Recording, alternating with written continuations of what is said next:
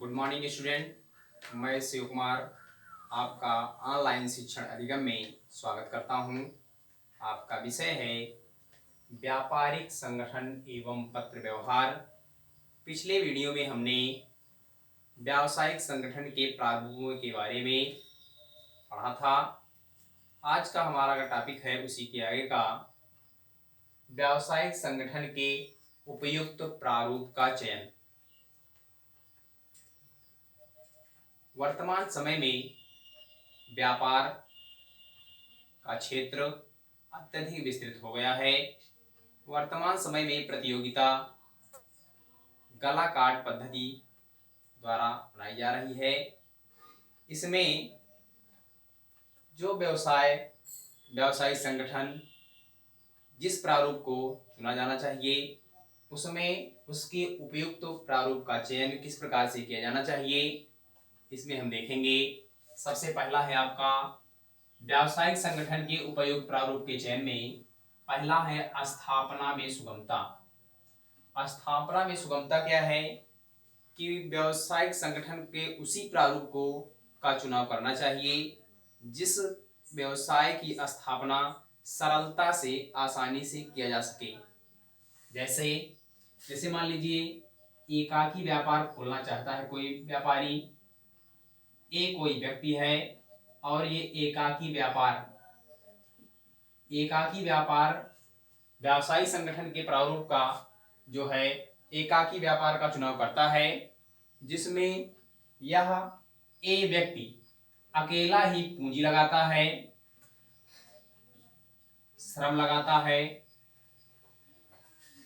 एवं प्रबंध संबंधी कार्यों को स्वयं करता है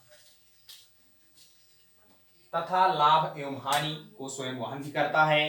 तो कहने का मतलब ये है कि स्थापना में सुगमता, जो व्यवसाय स्टार्ट किया जा रहा है व्यावसायिक संगठन का उसी प्रारूप का चयन होना चाहिए जिसकी स्थापना सरलता से किया जा सके।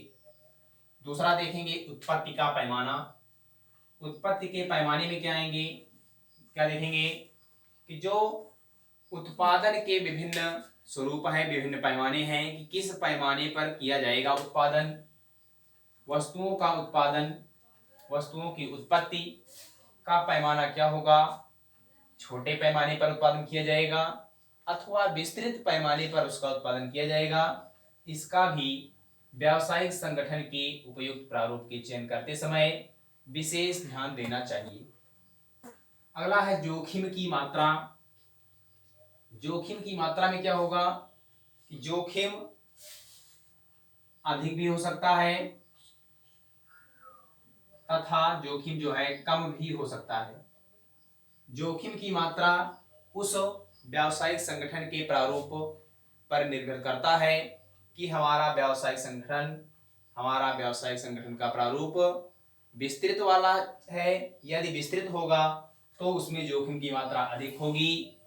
यदि उस संगठन का प्रारूप संक्षिप्त होगा, छोटा होगा, तो उसमें जोखिम की मात्रा कम होगी।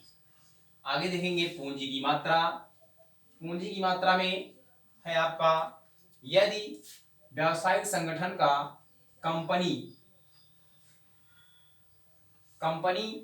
का चयन किया जाए तो उसमें पूंजी अधिक से अधिक मात्रा में लगती है। यदि एकाकी व्यापार लगाया जाएगा, एकाकी व्यापार का चुनाव किया जाएगा तो उसमें पूंजी की मात्रा कम होगी। आगे बढ़ेंगे अस्थायित्व। अस्थायित्व में क्या होगा कि उसके जो नियम हैं व्यापार के, उसके नियम एवं सिद्धांत अस्थायित्व क्रम में होनी चाहिए। जो व्यवसाय की संपत्तियां हैं उन संपत्तियों पर ह्रास एक ही क्रम में लगाए जाने चाहिए तथा उनकी जो पूंजी है पूंजी में भी अस्थायित्व बना रहना चाहिए, किसी भी प्रकार से परिवर्तनशील नहीं होना चाहिए। तो ये आपका क्या होगा कि जिस व्यावसायिक संगठन के प्रारूप में अस्थायित्व पाया जाता है उसी का चुनाव किया जाना चाहिए। आगे देखेंगे लोचकता। लोचकता में देखेंगे कि कमी या वृद्धि। लोचकता में क्या होगा, यदि जो व्यवसाय हमने व्यावसायिक संगठन के जिस प्रारूप का हमने चयन किया है, यदि उस प्रारूप को हम संक्षिप्त करना चाहते हैं तो उसमें कमी करने का भी प्रावधान होना चाहिए। यदि उस व्यवसाय को हम विस्तृत करना चाहते हैं तो उसमें वृद्धि करने का भी प्रावधान होना चाहिए। हमें उसी व्यावसायिक संगठन के उसी प्रारूप का चयन करना चाहिए जिसमें लोचकता, लोचकता मतलब कमी या वृद्धि की जा सके आवश्यकता अनुसार। अगला है आपका दायित्व की सीमा।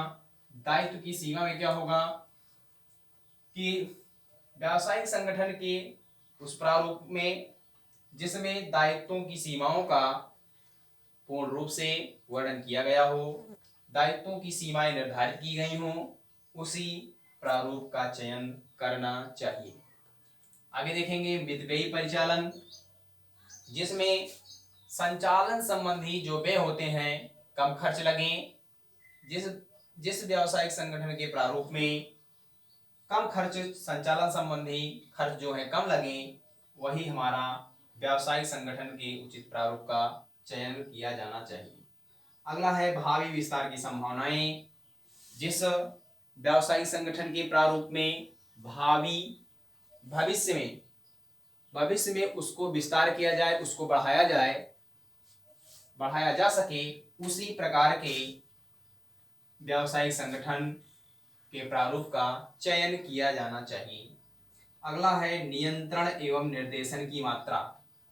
नियंत्रण एवं निर्देशन की मात्रा व्यापार के प्रत्येक व्यापारी द्वारा यह निर्धारित किया जाता है कि उनके व्यापार पर नियंत्रण एवं निर्देशन प्रमुख रूप से रहे, जिसमें किसी भी प्रकार से कोई भी समस्या न उत्पन्न होने पाए। नियंत्रण एवं निर्देशन की मात्रा निर्धारित होनी चाहिए, उसी व्यवसाय के प्रारूप का, उसी व्यावसायिक संगठन के प्रारूप का चयन किया जाना चाहिए। अगला है आपका वैधानिकता। वैधानिकता में क्या होगा, वैध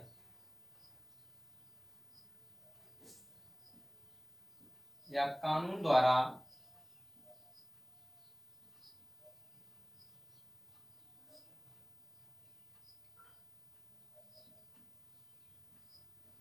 द्वारा कार्य वैध माना जाए।